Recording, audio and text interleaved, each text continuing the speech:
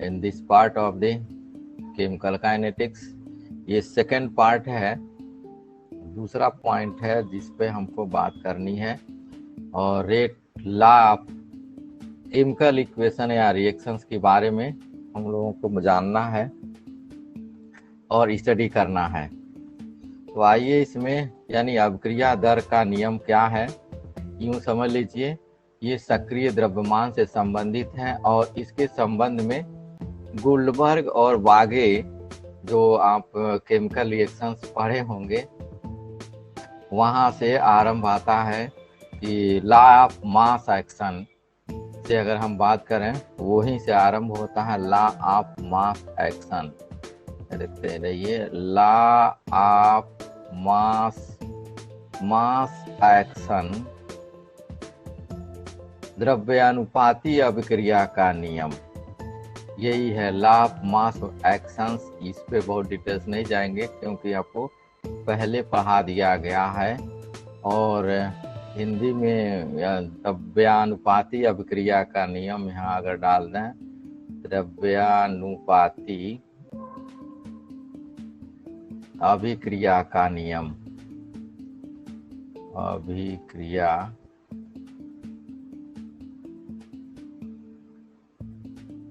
का नियम, गुल्डबर्ग और वागे ने इस नियम को प्रस्तुत किया था। यह ध्यान में रखिए, दो साइंटिस्ट ने मिलकर के इसको नियम को प्रतिपादित किया था। गुल्डबर्ग तथा वागे ने कहता क्या है, वो ज्यादा यूजफुल है। क्या कह रहा है, किसी पदार्थ का स्थिर ताप पर अगर हम टेम्परेचर एट कांस्टेंट टेम्परेचर की बात करें, तो पहले सेगमेंट्स में आप ले आएंगे पदार्थ, सब्सटेंस, कोई सब्सटेंस हो, सब्सटेंस, ABCD सब फिजिक्स में भी लागू है सब्सटेंस के लिए। स्थिर ताप पर एट कांस्टेंट टेम्परेचर, ये आप ध्यान में रख रहिए, जब भी डिफिनेशन बनाएंगे उसमें टेम्परेचर को नियत करेंगे, स्थिर रखेंगे। किसी पदार्थ होगा एट कांस्टेंट टेम्परेचर होगा। और फिर तीसरा सेगमेंट क्या रहा इसमें, रेट ऑफ रिएक्शन, यानी अभिक्रिया की दर, rate of reaction, rate of reaction, अभिक्रिया की दर कैसे होगा। तो सपोज दैट कि कोई रिएक्शन है, A से P में बदल रहा है, A से P में प्रोडक्ट है, A है यहाँ, ये अभिकारक है और P उत्पाद है, P प्रोडक्ट है। A मीन्स यहाँ लिख दे रहे हैं अभिकारक, अभिकर्मक के विषय में अभी हम कोई बात नहीं कर रहे हैं, ये ध्यान में रखिए, अभिकारक। और P उत्पाद है, ये उत्पाद है। ये देखिए यहाँ ये भी बनाए रखिए, लिमिट बनाए रखिए, ये t=0 पर A है तो ये बना ही नहीं। देन आफ्टर टी टाइम, कुछ समय के पश्चात इसमें से x मोल रिएक्ट कर गया और x मोल का उत्पाद यहाँ बन करके आ गया। ये स्थिति आपके सामने आ रही है। सर स्क्रीन नहीं दिख रहा है, अभिषेक फिर से इसको अपना स्विच ऑफ करके ऑन करो, आ जाएगा, सबके ऊपर आ रहा है, स्क्रीन आ रही है, हमको दिख रहा है। एक बार जब इस तरह से दिक्कत हो तो आप सिस्टम को रिफ्रेश कर लीजिए। हाँ चलिए, तो गुल्डबर्ग तथा वागे जो साइंटिस्ट रहा, उन्होंने कहा किसी स्थिर ताप पर एट कांस्टेंट टेम्परेचर पर किसी पदार्थ की अभिक्रिया की दर अभिकारक के सांद्रता के उचित घात के समानुपाती होता है। देखिए यहाँ घात हो तो अगर हम कुछ लिए नहीं है, एक है, तो आप यहाँ पर लिखेंगे रेट ऑफ रिएक्शन, यानी अभिक्रिया की दर, इस रिएक्शन का रेट ऑफ रिएक्शन यहाँ आप क्या करेंगे, यहाँ सब्सटेंस कहेंगे, पदार्थ है, किसी अभिक्रिया की दर, किसी पदार्थ की अभिक्रिया का सब्सटेंस, वो जो होगा directly proportional to the active mass of reactant. Active mass of reactant क्या है? ए के सक्रिय द्रव्यमान के अगर यहाँ यक्स रहता तो यक्स पावर लगा देते, उचित घातांक के समानुपाती होता है। अभिक्रिया की दर देखिए, अब किसी पदार्थ की अभिक्रिया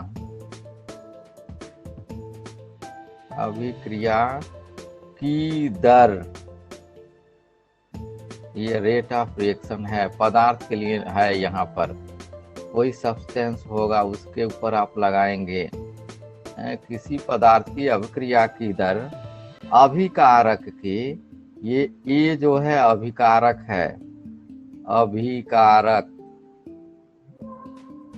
अभिकारक के सांद्रता के उचित घात के समानुपाती होता है। अभिकारक की ये एक्टिव मास है, सक्रिय द्रव्यमान के उचित घात के समानुपाती होता है। ये अब आपको लिखने के लिए नहीं आएगा, इसलिए हम स्टेटमेंट नहीं लिख रहे हैं।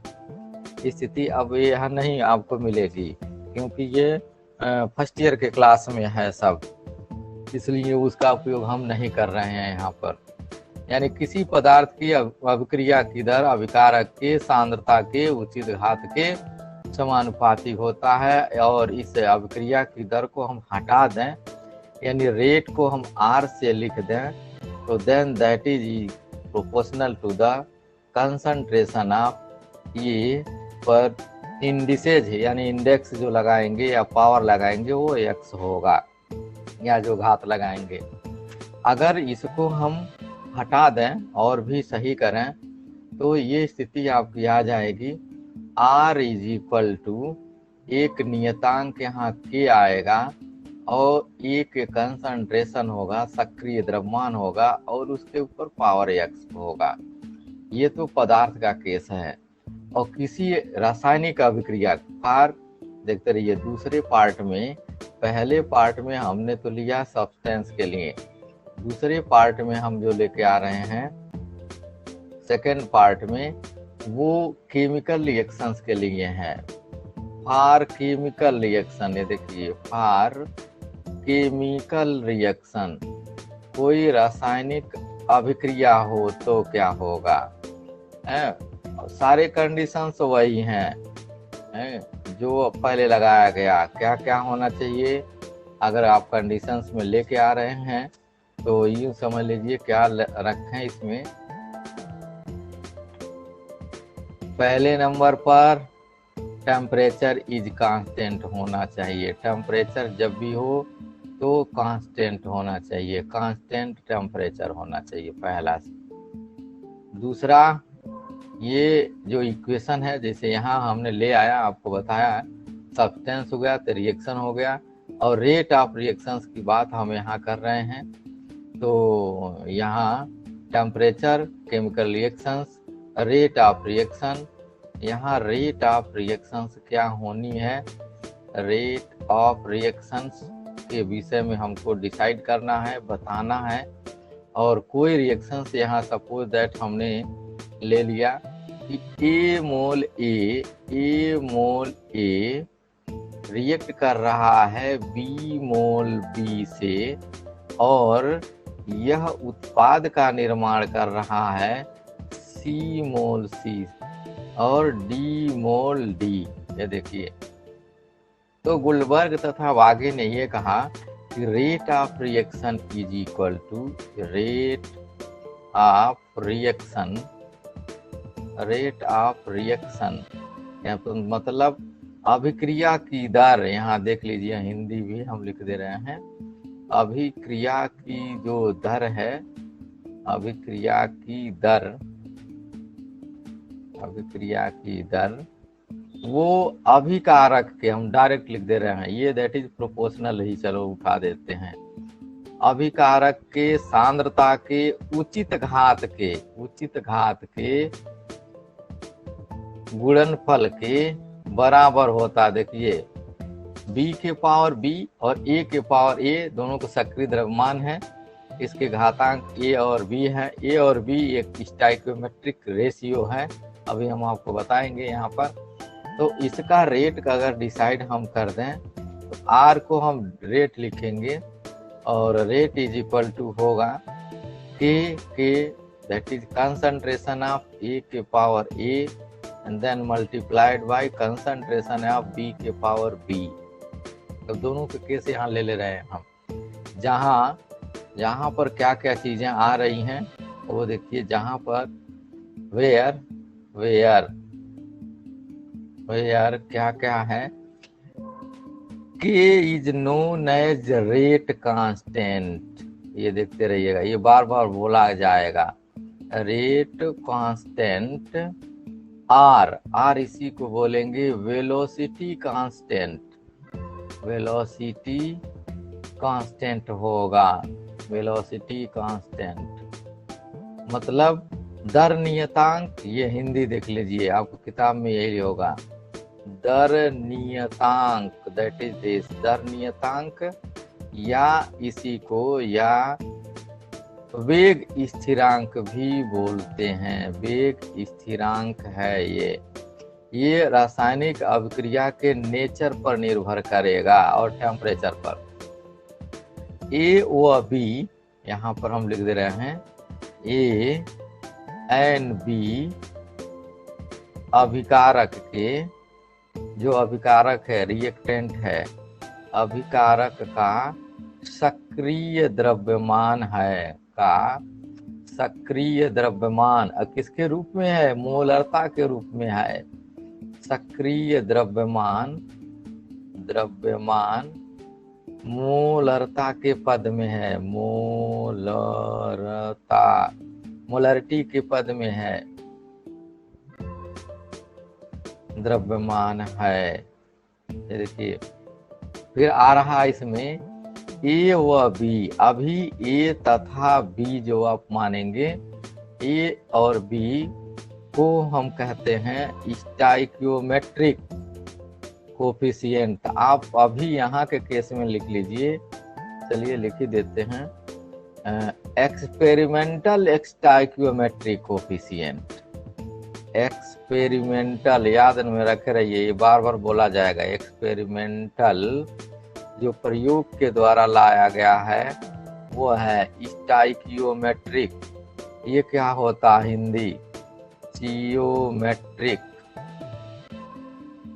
देखिए कोफिशिएंट हिंदी कहें तो ये आपका प्रायोगिक रसायनमितीय गुणांक है।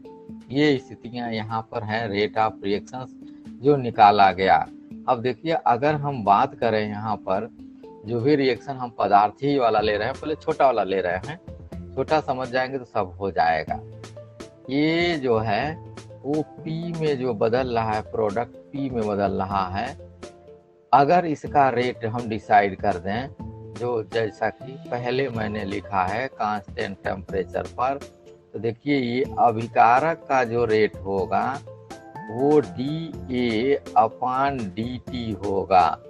ये देख लीजिए, ये अभिकारक का दर है, यहाँ लिख दे रहे हैं, अभिकारक का दर है और 1 मोल के लिए है। अभिकारक का दर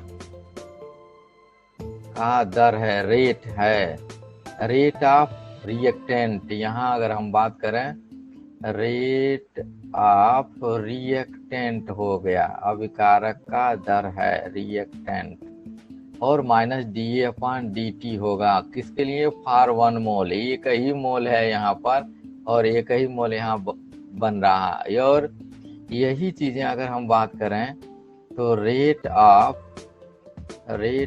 प्रोडक्ट का अगर हम बात करें, क्योंकि जिस रेट से रिएक्टेंट टूट रहा है, ब्रेक हो रहा है, डिकम्पोज हो रहा है, उसी रेट से पी बन रहा है। कल मैंने आपको बताया था कि चूंकि समय भी बढ़ेगा और उत्पाद की मात्रा भी बढ़ेगी, सक्रिय द्रव्यमान भी बढ़ेगा, तो ये dP/dt लिखेंगे। दोनों बराबर होंगे, जिस रेट से ये बनेगा बिगड़ेगा उसी रेट से पी बनेगा, उत्पाद बनेगा। इसलिए रेट ऑफ जो रिएक्टेंट है वो रेट ऑफ प्रोडक्ट के बराबर होगा। यहाँ अगर लिखे हम हिंदी में लिख दें, अभिकारक का दर, अभिकारक का जो दर है, अभिकारक का दर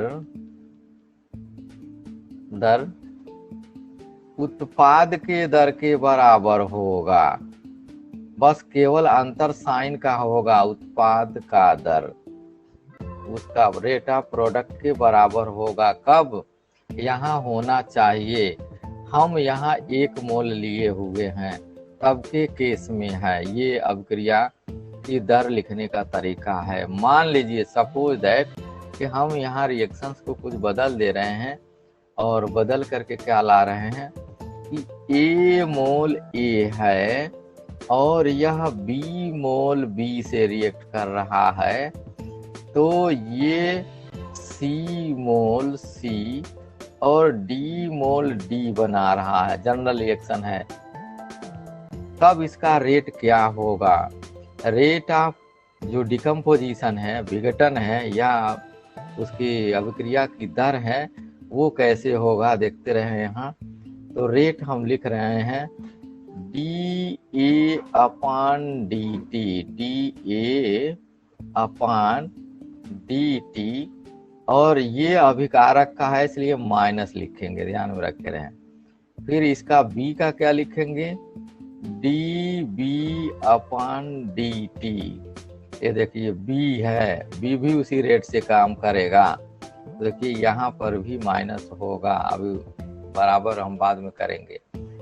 उत्पाद का अगर हम लिखें तो then that is equal to concentration of DC upon dt, और यही आपके हो जाएगा concentration of dB upon dt। जिस रेट से ये बिगड़ेगा या रिएक्ट करेगा उसी रेट से B भी करेगा, उसी रेट से C भी करेगा, उसी रेट से D भी करेगा। पर यदि सभी 1 मोल रहे होते, सब के सब 1 मोल रहे होते, तब तो ये बराबर होता है। देखिए ये इसके बराबर होता, ये इसके बराबर होता, ये इसके बराबर हो जाता।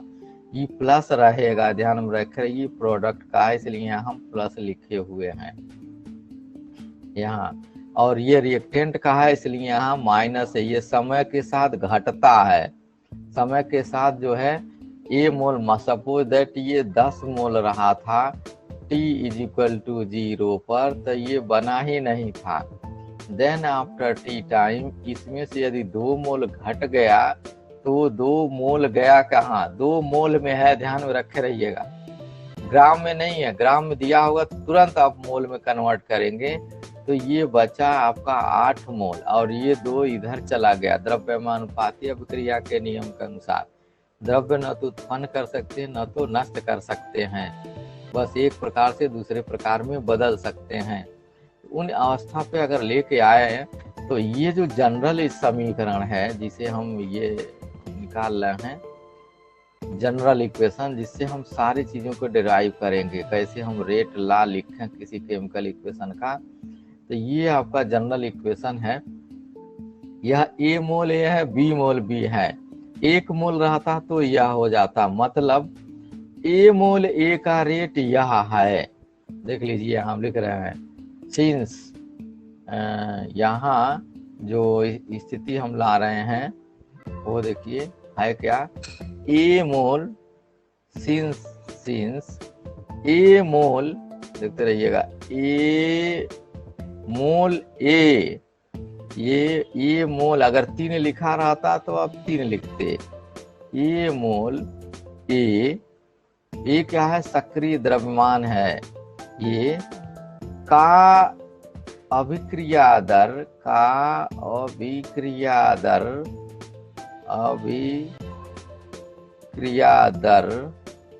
जो अभिक्रिया दर है वो है dA अपान dt। ऐसे एकदम यूनिटरी मेथड से लगाएंगे तो हमेशा समझ में आ जाएगा। हमको 1 मोल का निकालना है। देयरफॉर फॉर 1 मोल, 1 मोल का कितना होगा, क्योंकि परिभाषा तो हम जब भी बनाएंगे एक के लिए बनाएंगे, तब क्या हो जाएगा, तो देख लीजिए यहाँ पर that is equal to the 1/1 यह ए से आप डिवाइड करेंगे यहाँ पर, और यह हो जाएगा concentration of DA upon DT, और ये माइनस लगा रहेगा, ये माइनस रहेगा। यानी 1 मोल का निकालना हो तो जो स्टोइकोमेट्रिक कोफिशिएंट है इससे डिवाइड कर दीजिए, और उससे अगर हम डिवाइड कर दें तो देखिए क्या स्थिति बन जा रही है। A मोल है तो 1 मोल के लिए कितना हो जाएगा 1/A, B मोल B का है तो 1 मोल का कितना हो जाएगा 1/B। उसी तरह से C मोल C का रेट DC/DT है तो 1 मोल का कितना हो जाएगा 1/C से डिवाइड कर दीजिए। सिमिलर फैशन में D मोल D जो रिएक्ट कर रहा है 1 मोल के लिए कि अगर हम बात करें तो then it is equal to D। ये आपका रेट इक्वेशन हो गया, that is called rate law या रेट इक्वेशन। जो आपका पहले है रेट लॉ हो गया, इस केमिकल इक्वेशन का रेट लॉ हो गया। अभिक्रिया नियम हो गया, कैसे निकाला गया, A मोल A जब B मोल B से रिएक्ट कर रहा है, बना रहा C मोल C और D mole D, then the rate of 1 mole, ये सब 1 मोल के हैं, यहाँ लिख भी दे रहे हैं रेट ऑफ 1 मोल, तभी हम इक्वल कर पाएंगे, अदरवाइज इक्वल नहीं कर पाएंगे। रेट ऑफ 1 मोल, 1 मोल का है ये, दैट इज दिस। ये आपको हम बता रहे हैं रेट ऑफ 1 मोल का है, क्योंकि A मोल A का रेट DA/DT है, तो 1 मोल का उसके स्टोइकोमेट्रिक कोफिशिएंट से डिवाइड कर दीजिए, ये रेट लॉ निकल गया। हम सबको आप समझाएं, यहाँ देख लीजिएगा, क्योंकि A मोल A का अभिक्रिया दर यानी रेट ऑफ रिएक्शन हो रहा है DA/DT, देयरफॉर 1 मोल का कितना हो जाएगा तो -1/A DA/DT होगा। फिर देखिए हम किसी इक्वेशन पे ला करके आपको बता रहे हैं, उस पे कैसे होगा फॉर एग्जाम्पल्स, तो आप सही ढंग से समझ सकते हैं। जैसे N2 है, N2 3 मोल H2 से रिएक्ट करता है तो अमोनिया का निर्माण 2NH3 हो जाता है। कहता है इसका रेट लॉ लिखिए, इसका रेट लॉ क्या होगा, रेट लॉ क्या होगा, रेट नियम क्या होगा इसका वो बताइए। तो आप लिखेंगे कैसे, देखिए यहाँ से माइनस DA नहीं होगा, तब क्या होगा यहाँ DN2/DT, ये ध्यान में रखे रहेंगे। ये N2 स्टोइकोमेट्रिक कोफिशिएंट नहीं है, स्टोइकोमेट्रिक कोफिशिएंट आगे दिया रहता है, और ये इक्वल होगा -1/3 times DH2 concentration of H2 divided by DT, that is this, DT ये होना है, and that is also equal to 1/2 concentration of ammonia NH3, that is this, and then divided by DT। ये आपका निकल आया rate law of ammonia formation, NH3 formation है, इसका बनने का दर है, फॉर्मेशन है, कैसे अमोनिया बनाएंगे ताकि यूरिया खाद बनाए और अगले महीने में प्रधानमंत्री जी आकर के फर्टिलाइजर का उद्घाटन कर दें। तो ये स्थिति आपके सामने यहाँ से निकल के आ जा रही है, और किस तरह की स्थिति बन करके आ रही है ये तो आपको क्लियर हो रहा है कि रेट लॉ ऑफ अमोनिया निकालना होगा, उनके स्टोइकोमेट्रिक कोफिशिएंट से डिवाइड करेंगे। अभिकारक का होगा तो माइनस लगाएंगे, प्रोडक्ट का होगा तो यहाँ प्लस लगाएंगे, यहाँ प्लस लगा दीजिए, या नहीं लगाएंगे तब भी सही होगा। ये माइनस क्यों लगाते हैं? क्योंकि समय के साथ अभिकारक की सांद्रता घटती है। समय बढ़ता है तो अभिकारक के सक्रिय मोलों की संख्या, अणुओं की संख्या या द्रव्यमान, तीनों हो सकता है। संख्या में अणुओं की संख्या हो सकती है एवोगैड्रो नंबर के रूप में, और द्रव्यमान भार के रूप में या मोल के रूप में, ये सब समय के साथ अभिकारक में घटेगा और वो सारा सारा उत्पाद में बनेगा। तो ये स्थिति आपके सामने आ गई। अब देखिए क्वेश्चन आया एक बार, आईआईटी वाले ने क्या पूछा क्वेश्चन पे, वो देखिए वहां आ रहा है, कहा कि rate of formation of ammonia ज्ञात करो। क्वेश्चन है यहाँ हम लिख रहे हैं, आप भी बनाने का प्रयास करेंगे, देखें कौन बना ले रहा है। क्वेश्चन स्टैंडर्ड है और अभिक्रिया में या अमोनिया उत्पादन में ये भी लिखा जा सकता है।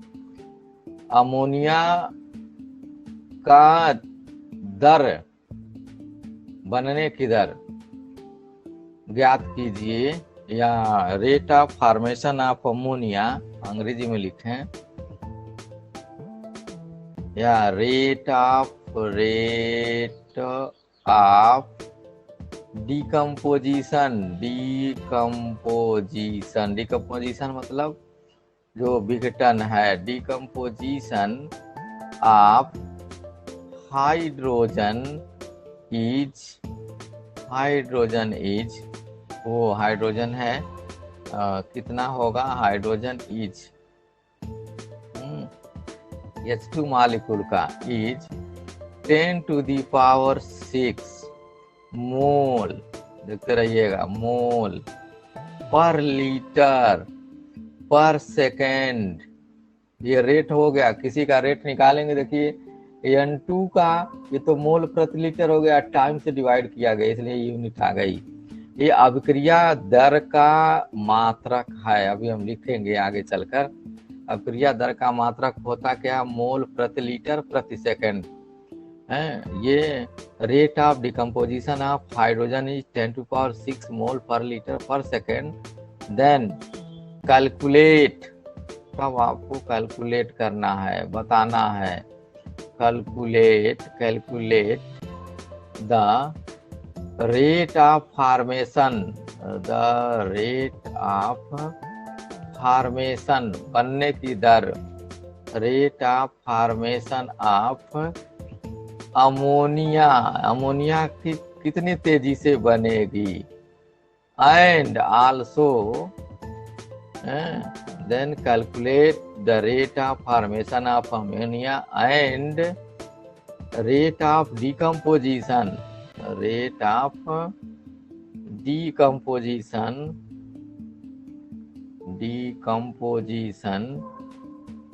ऑफ नाइट्रोजन, ये दोनों ज्ञात करना है यहाँ पर।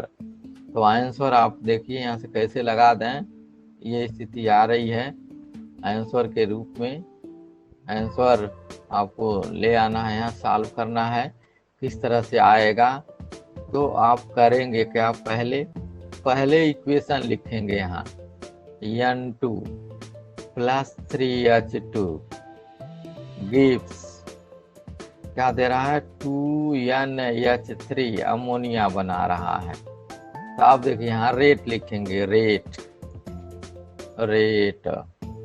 कैसे लिखें, रेट जो इंडिकेट कर रहा है O - dN2 divided by dt, ये इक्वल हो रहा है -1/3 dN, देखते रहिए यहाँ H2 है, dH2 upon dt, that is equal to, ये प्लस में होगा, 1/2 d ammonia NH3 then divided by dt। ये स्थिति आपके सामने आ गई।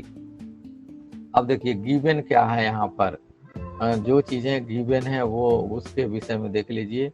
गिवन क्या है, गिवन जो दिया है प्रॉब्लम में, गिवन क्या गिवन है, DH2 upon dt is equal to 10⁶।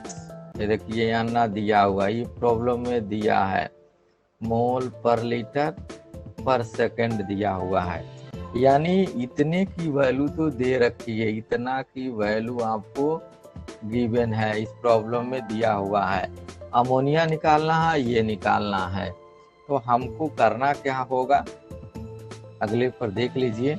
तो ये इन दोनों इक्वलिटी को बराबर कर दीजिए। दैट इज क्या क्या हो सकता है, रेट ऑफ डिकम्पोजिशन दिया यानी माइनस दिया हुआ है, यानी -1/3 DH2 divided by dt is equal to 1/2 NaH3, ये फॉर्मेशन है, डिवाइडेड बाई dt। अब देख लीजिएगा यहाँ पर इसकी वैल्यू निकालना, किसकी वैल्यू निकालना, हमें फाइंड आउट करना है DNaH3 डिवाइडेड बाई dt की वैल्यू निकालना है। तो ये हो क्या जाएगा, -2/3, ये देखते रहिएगा, DH2 दैट इज dt, ये कितना दिया हुआ है, तो माइनस अब हट गया क्योंकि रेट ऑफ फॉर्मेशन उसने डिकम्पोजिशन दिया है, तो माइनस माइनस प्लस हो जाएगा, चाहे तो आप यहाँ लिख लें इंटू -10⁶, और इसको सॉल्व कर दीजिए। ये सॉल्व अगर कर दें तो that is equal to the 3×6=18, यानी 30.666 आएगा into 10⁶, that is equal to the 6.67 into 10⁻, देखते रहिएगा, ये 6 में है, तो ये भी, ये कितने में आ जाएगा, 5 मोल पर लीटर, 5 मोल पर लीटर पर second. That is your answer for the formation of ammonia. Ammonia का फॉर्मेशन है ये, फॉर्मेशन ऑफ अमोनिया, ये आपके लिए निकल गया, फॉर्मेशन ऑफ अमोनिया है ये, फॉर्मेशन यानी अमोनिया की बनने की दर, formation of ammonia that is equal to this, ये आ गया।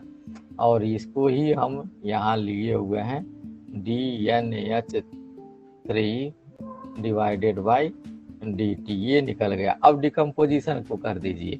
तो जब डिकम्पोजिशन निकालना होगा किसका, अब नाइट्रोजन का डिकम्पोजिशन पूछ रहा था, ये दोनों रिलेशन, किसी दो रिलेशन को आप ले लीजिए, ये चाहे ये ले लीजिए, चाहे ये और ये लास्ट वाला ले सकते हैं।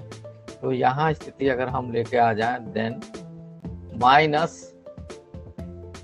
-dN2 divided by dt is equal to the 1/3, देखते रहिए माइनस है, DH2 divided by dt, then that is equal to -1/3। देख लीजिए दिया हुआ है, ये माइनस माइनस सब कट गया, प्लस हो गया 10⁶।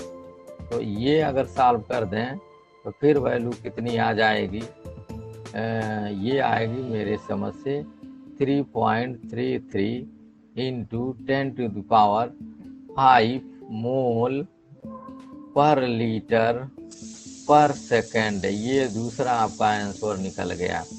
तो ये छोटी छोटी प्रॉब्लम है जिसको आसान है आपको बनाना, बहुत आसान है तरीके से इसको कार्य करना। तो दैट इज दिस, इस तरह से स्थिति आपके निकल करके आ जाती है। किसी रासायनिक अभिक्रिया का रेट लिखना हो तो आप आसान से उपयोग कर सकते हैं, ये उपयोग ला सकते हैं। तो छोटा सा ये जो IIT एडवांस का प्रॉब्लम था, कितनी छोटी सी, बशर्ते केवल समझ आपको ले आना है और लिख देना है। एक आध एग्जाम्पल्स और भी इसके अंदर आप ले सकते हैं किसी अन्य केमिकल रिएक्शंस का। तो rate of reactions is equal to, हम आपको यहाँ डिसाइड कर दें होगा क्या, ऐसे परिस्थितियों में तो रेट ऑफ रिएक्शंस जो निकल करके आ गया, वो आया क्या क्या आ गया। तो ये देखिए आप यहाँ से ले आए, तो रेट ऑफ रिएक्शन अगर डिफिनीशंस में लेकर के आएंगे तो rate of reaction is equal to होगा rate of change of reactant molecules. और ग्राफ के रूप में यहाँ लेकर आए, हम ग्राफ बनाए। वो ग्राफ भी हमारे लिए ज़्यादा महत्वपूर्ण है रेट ऑफ रिएक्शंस का। देखिए ग्राफ अगर बनाना चाहें तो होगा क्या, ये ग्राफ यहाँ देखिए, that is graph of rate of reaction, rate of reaction. अब क्रिया की जो दर है वो कैसे डिसाइड हो रहा है वो भी, एंड कंसंट्रेशन दोनों के रिस्पेक्ट में अगर निकालना होगा तो कैसे काम करेंगे, वो स्थिति यहाँ से निकल के आ रही है। हाँ ये देखिए, अगर हम ग्राफ बना दें, यहाँ पर ग्राफ ले रहे हैं हम, ग्राफ बनाएं, ये ऐसे ग्राफ ले रहे हैं, देखते रहिएगा।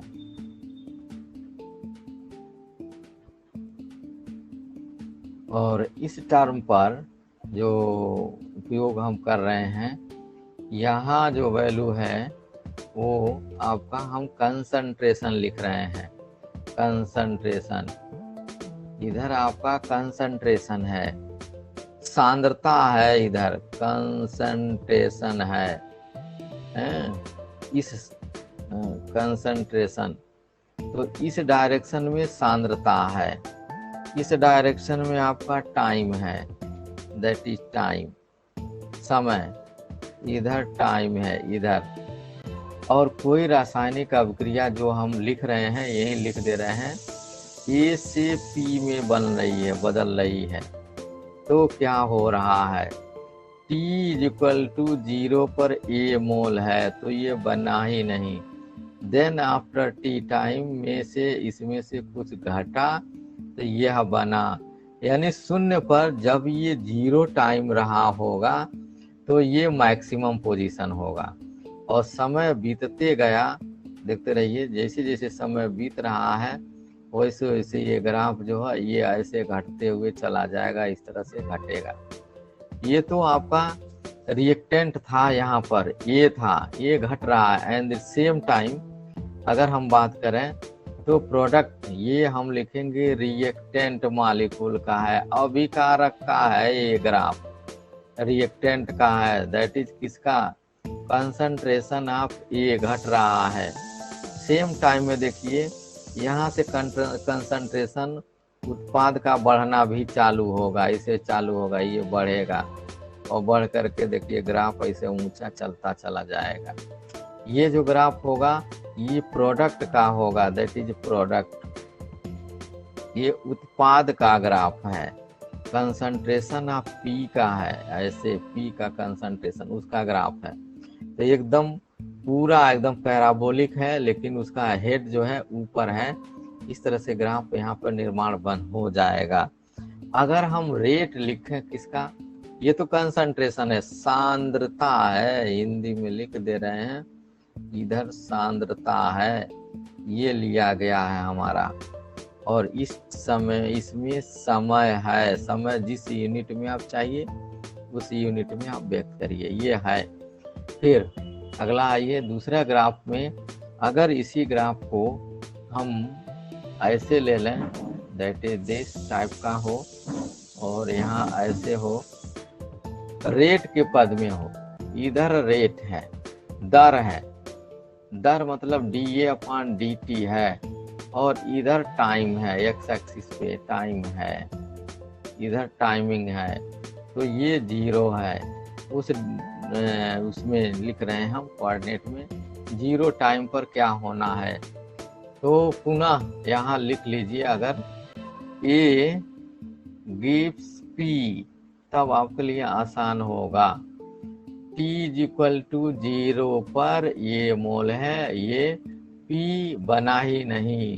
देन आफ्टर T टाइम इसमें से x मोल घटा और ये बना है। तब की परिस्थितियों में क्या हम लेकर के आ रहे हैं ग्राफ, तो देख लीजिए। अगर ग्राफ की बात करें तो रेट ए का घटना चालू होगा। सपोज कहीं ए, यहाँ पर ए होगा, ए हम लिख दे रहे हैं, कंसंट्रेशन ऑफ ए है, और ये ग्राफ फिर ऐसे ही घटेगा, रेट घटेगा, इधर चला जाएगा। सेम टाइम में रेट जो डिसाइड होना है प्रोडक्ट का, ये तो रिएक्टेंट कहाँ हो गया है, that is reactant molecule, reactant है। सेम टाइम में ऐसे ही प्रोडक्ट का भी बढ़ना चालू होगा। अब बढ़ना चालू हो करके देखिए ऐसे ग्राफ बनेगा। ये आपका प्रोडक्ट का है, प्रोडक्ट उत्पाद की सांद्रता है, और एक बिंदु यहाँ पर बनेगा जो हम यहाँ बना दे रहे हैं, ये इक्विलिब्रियम पॉइंट कहलाता है। इक्विलिब्रियम पॉइंट वो पॉइंट है जहां पर अभिकारक और उत्पाद की दर बराबर हो जाएगी, इसी पॉइंट पर बराबर होगी। और कितना मास आया होगा ये ग्राफ का पीछे वाला हिस्से से आप निकाल सकते हैं। तो ये स्थिति आपको निकल करके यहाँ से आ जाती है। अब आइए देखिए यहाँ की और स्थिति क्या निकल रही है कि यूनिट क्या होगा। यूनिट के विषय में लेके आइए। यूनिट ऑफ रेट, ये बार बार पूछेगा, यूनिट ऑफ रेट ऑफ इसका रेट ऑफ रिएक्शन, अभिक्रिया का दर का मात्रक क्या होता है। अभिक्रिया दर का मात्रक, अभिक्रिया दर का मात्रक, अभिक्रिया दर का मात्रक ये निकालना है, यूनिट निकालना है क्या होता है। तो आप समझ ही गए दर बराबर क्या होता, इस समीकरण पे लेके आइए। दर इज इक्वल टू कंसंट्रेशन, यहाँ सांद्रता है, ये हम ऐसे लिख दे रहे हैं, कंसंट्रेशन सांद्रता, और सांद्रता किस में है, मोल प्रति लीटर में। डिवाइड किससे किया गया है, समय से। देखते हैं डिफरेंस ऑफ दी समय, ये समय से डिवाइड किया गया है।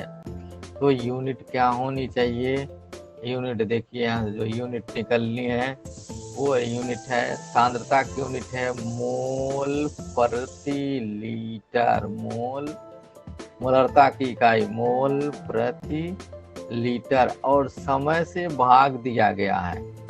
ये समय, अब समय सेकंड में है, ये सेकंड है क्योंकि हम MKS यूनिट की बात कर रहे हैं। यानी यूनिट हो गया मोल पर लीटर पर सेकंड, ये दर का मात्रक हो गया, ये दर का मात्रक हो गया, यूनिट हो गया। ये देख लीजिएगा, अभी कहीं अभी इक्वेशन फार्मूला आएगा तो पूछा जाएगा। अब दर जब लिख गए देख लीजिएगा, दर यानी R इज इक्वल टू होता है K इंटू कंसंट्रेशन ऑफ ए। ये है, अभी देखते रहिए, कोई स्टोइकोमेट्रिक कोफिशिएंट नहीं लिए हैं हम, इसी का लिए हैं रेट, ये दर। तो रेट हो गया, अगर हम K की वैल्यू निकालें क्या होनी चाहिए, तो रेट का मात्रक और K का मात्रक, तो यहाँ रेट नियतांक है, दोनों समान हो हैं। कब, जब यहाँ यदि एक लिख दिया जाए, सपोज दैट एक घात के समानुपाती हो रहा है, एक घात के समानुपाती हो रहा है, तो K का मात्रक यहाँ देख लीजिए ले आए, तो K इज इक्वल टू यहाँ rate and then divided by A के पावर 1, और A और R का मात्रक हो गया मोल लीटर, देखते रहिएगा, लीटर इनवर्स, सेकेंड इनवर्स, और इसका मात्रक क्या हो गया ये का, तो ये हो गया मोल लीटर इनवर्स, इतना हुआ। And then that is cancel out, that comes out per second. देख लीजिए के जब 1 होगा तब, यही फर्स्ट ऑर्डर रिएक्शन है ये, इसी को हम फर्स्ट ऑर्डर रिएक्शन बोलेंगे, अभी पढ़ाएंगे बाद में। फर्स्ट ऑर्डर रिएक्शन यानी प्रथम कोट की अभिक्रिया का यही मात्रक होता है। यदि सपोज दैट कि R इज इक्वल टू, यार अगले स्टेप्स पे ले आ रहे हैं, इफ लिख रहे हैं यहाँ पर, R is equal to K into concentration के ऊपर पावर 0 हो जाए, तब इसकी वैल्यू क्या होगी, then it comes out a K, यानी R की जो मात्रक होगा वही K का मात्रक होगा। K का मात्रक क्या होगा, मोल, देख लीजिए यहाँ से, मोल प्रति लीटर प्रति सेकंड होगा। किसके लिए, यहाँ फिर यहाँ लिख दे रहे हैं, इसको हम आपको पढ़ाएंगे, इसको बोलेंगे zero order reaction. Zero order reaction है, उसका जो रेट कांस्टेंट है यानी दर नियतांक, दर नियतांक किसका, शून्य कोट की अभिक्रिया का दर नियतांक, शून्य कोट की अभिक्रिया, या इधर आगे बढ़ा लीजिए, शून्य कोट की अभिक्रिया का दर नियतांक, ये पूछा है IIT में, शून्य कोटि के अभिक्रिया का, के अभिक्रिया, पूरा आपसे लिखा तब सही है, हटा दें ये तब आपको समझ में आएगा। यहाँ दूसरे यूनिट, शून्य कोटि, क्योंकि बार बार पूछा जा रहा है, शून्य कोटि, ये कोटि हो गया, शून्य कोटि के अभिक्रिया, अभिक्रिया का दर नियतांक,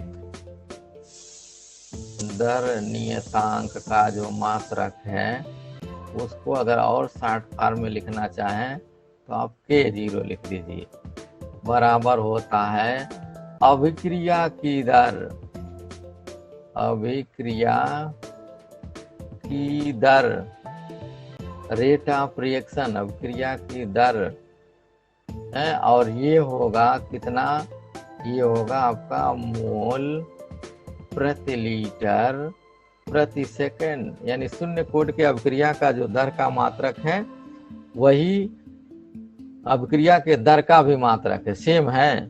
तो ये स्थिति आपके सामने निकल करके आ गई, और ये इंस्टेंटेनियस या जो भी कुछ भी हो वो आप निकाल सकते हैं।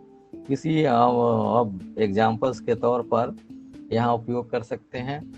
कुछ रिएक्शंस क्वेश्चंस अगर आपको बनाना है तो बना सकते हैं, ये हम नहीं बनाएंगे, ये आप बनाएंगे। क्वेश्चन क्या है, क्वेश्चन देखिए, यहाँ लिख रहे हैं हम, क्वेश्चन है कि N2O5 ये डिकम्पोज हो रहा है, टूट रहा है, किसमें किसमें, ये बन रहा है 2NO2, 2NO2 प्लस, और क्या बन रहा है, हाफ O2, हाफ O2 है। तो कह रहा है इस्टेब्लिश द रिलेशन,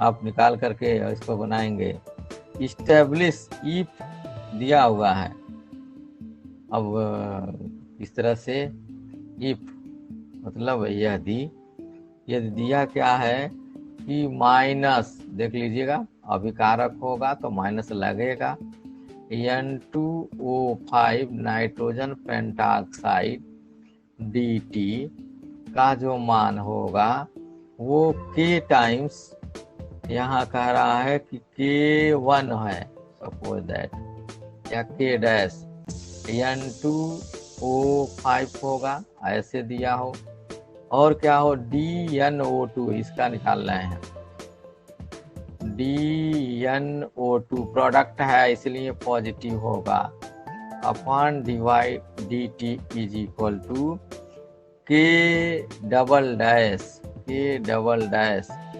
और ये होगा N2O5 ऐसे। तो एंड क्या है, एंड DO2 डी प्रोडक्ट है DO2 upon DT is equal to K3 के ट्रिपल डैश बना लीजिए, और ये हो रहा है N2O5। तो कह रहा है इस्टेब्लिश द रिलेशन, तो इसमें रिलेशन इस्टेब्लिश करिए, बनाइए इस्टेब्लिश द रिलेशन, किसके बीच में बनाना है, रिलेशन बिटवीन किसके, के डैश के डबल डैश एंड K3 के ट्रिपल डैश में आप इसको रिलेशन को इस्टेब्लिश करिए। ये स्थिति आपके सामने है। तो ये कैसे काम करेंगे वो आप इस पे लेकर के आएंगे। एक हम बना दे रहे हैं ताकि आपको दिक्कत ना हो, आगे इसको रिलेशन इस्टेब्लिश करेंगे आप जल्दी से। ये क्वेश्चन है, आंसर अपने बनाएंगे, हम नहीं बनाएंगे क्योंकि टाइम हो गया सेकंड वालों का। तो आंसर कैसे बनाएं, थोड़ा सा हिंट क्या, डी देखते रहिए, N2O5 upon DT minus is equal to the, देख लीजिएगा 1/2 प्लस रहेगा DNO2 upon DT, then that is also is equal to 2 times DO2 upon DT। इसी इक्वेशंस पे रख करके आप इस्टेब्लिश करिए हैं। ये हिंट है, ये आपके लिए हिंट है। कल साहब हमको ये बताइएगा कि क्या बना है, इसको रिलेशन बताएंगे। तो आज हम ही इसको क्लोज कर रहे हैं, ठीक। कल मिलेंगे, कल ये जरूर बताएंगे, नहीं आएगा तब भी बताएंगे। तो हम इसको बताएंगे कैसे सॉल्व करेंगे। तो धन्यवाद इसको। तो